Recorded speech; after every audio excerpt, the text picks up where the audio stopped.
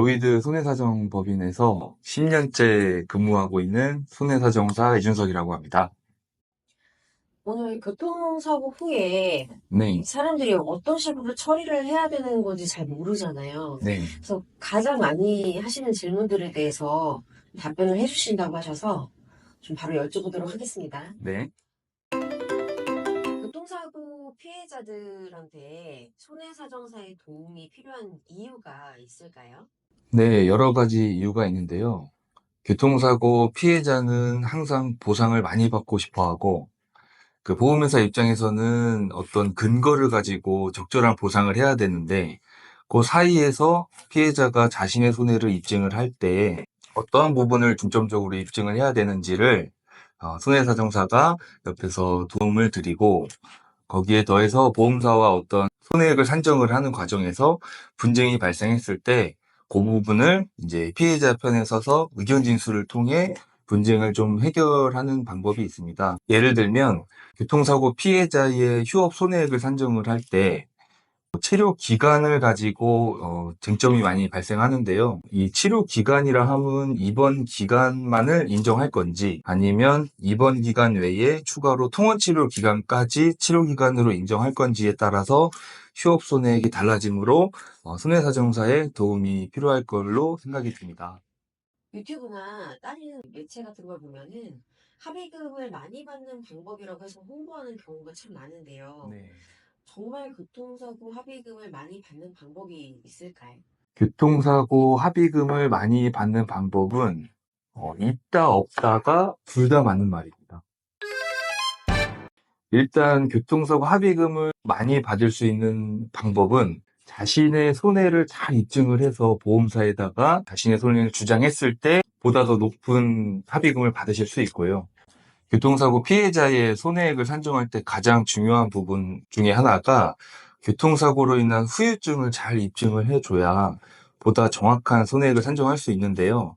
그거를 이제 노동력 상실률이라고 하는 후유장애율을 주치 또는 전문의로부터 평가를 받아서 그 자료를 가지고 손해사정사나 보험회사 직원이 손해액을 산정하게 되어 있습니다.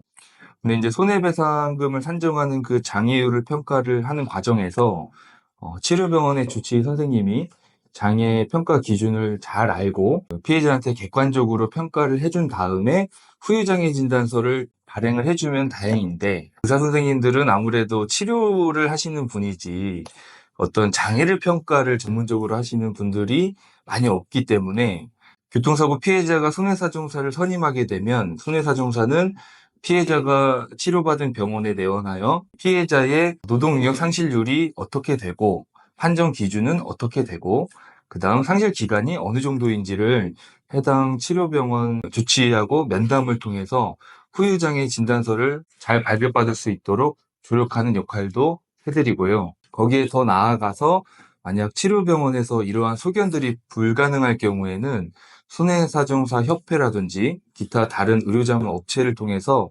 후유장애 진단을 의료자문식으로 받는 경우가 많습니다. 그러면 교통사고 피해자는 소견이 나온 후유장애 진단서를 토대로 손해액을 산정하게 되는데, 만약 이 부분을 잘 모르고 일방적으로 보험사한테 자신의 후유증에 관한 손해액을 맡기게 되면 아무래도 좀 객관성이 떨어지는 의료자문 업체를 보험사가 선정해서 진행을 할 수 있기 때문에 다소 불리한 자료가 생성될 가능성이 많기 때문에 손해사정사를 선임해서 자신의 정당한 손해액을 평가받으시는 것이 중요하다고 할 것 같습니다.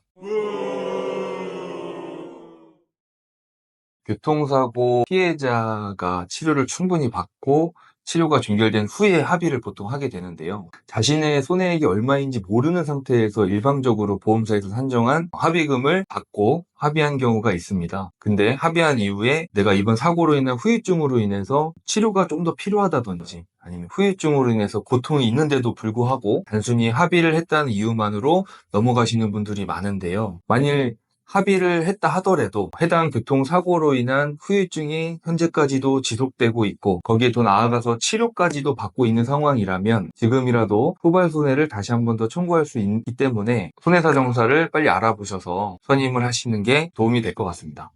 그러면 합의가 끝났음에도 후발손해라는 거를 알게 되면은, 있다는 거를 짐작이 간다면, 네. 그러면 그때 가서 손해사정사를 선임해서 네. 일을 진행할 수가 있다는 말씀이신 거예요? 예, 충분히 가능하십니다. 저도 손해사정사라는 직업을 알게 된 지가 얼마 안 됐는데요. 정보가 없어서, 그러니까 몰라서 선임하지 못해서 불이익을 경험했던 피해자를 혹시 제일 생각나는 피해자가 있을까요? 교통사고 피해자분들 중에 가장 손해사정사의 도움이 필요한 경우가 몇 가지 있는데요. 그 중에 대표적인 게 중상해로 인해서 신체 부상 정도가 높으신 분들, 그리고 자신의 소득이 높은데도 그 소득 자료 준비가 미비돼서 휴업손해라든지 어떤 사고로 인한 후유증이 하나 정도를 산정하는 상실수익액이라든지 이런 부분들이 객관적으로 산정이 안 된 경우에는 빠르게 손해사정사를 알아보시고 같이 도움을 받으시는 게 좋을 것 같고요. 만약에 그러한 정보가 없다 그러면 이 영상을 보시는 분들은 네이버에 손해사정사 이준석 또는 로이드 손해사정법인 이준석을 검색해서 연락을 주시면 제가 무료로 상담을 도와드리도록 하겠습니다. 마지막으로 하실 말씀 있으실까요? 제가 속한 로이드 손해사정법인은 국내에서 가장 큰 규모의 사무 공간을 가지고 있고요. 그리고 거기 더 나아가서 가장 큰 규모의 보조인을 두고 있습니다. 즉, 이 말은 그만큼의 노하우도 많고 그만큼의 의뢰 건수도 많다는 거기 때문에 저희 회사를 믿고 또 저를 믿고 저희 회사의 교통사고 피해자분들이 사건을 한번 문의를 주신다면 정말 성심성의껏 상담을 도와드리도록 하겠습니다. 저희 이 채널 홍보 좀. 저희 사고나고 TV 좋아요, 구독, 알림 설정을 해주시면 정말 더 성심성의껏 상담을 도와드리도록 하겠습니다. 감사합니다. 난 지금 내가 무슨 말 했는지 모르겠어요. 지금 내가 여태까지 말을 잘 했는지 모르겠어. 아, 나 미치겠네. 채널 무슨 TV예요? 뭐예요? 로이드 TV? 사고 나고 TV. 네? 사고 나고. 아,